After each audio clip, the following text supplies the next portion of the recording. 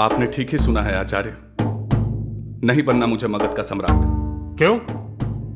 जब से यहां आया हूं अपनी इच्छा से सांस तक नहीं ले सका हूं। आपने मुझे एक महान स्वप्न दिया था, चक्रवर्ती सम्राट का स्वप्न, एक महान साम्राज्य का स्वप्न। परंतु यहां आने के बाद पता चला कि आचार्य विष्णुगुप्त के लिए सम्राट एक वेतन लेने वाले नौकर से बढ़कर कुछ नहीं। तूने ठीक ही समझा है चंद्रगुप्त।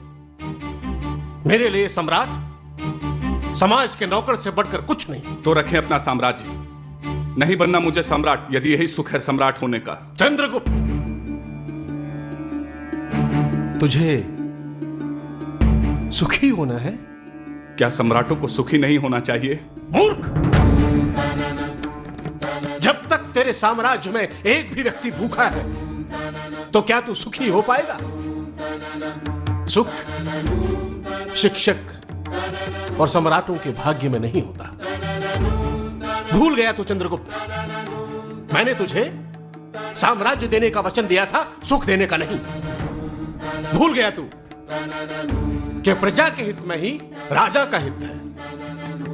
भूल गया तू कि प्रजा के सुख में ही राजा का सुख है। सुख चाहता है तो पहले अपनी प्रजा को सुखी बना।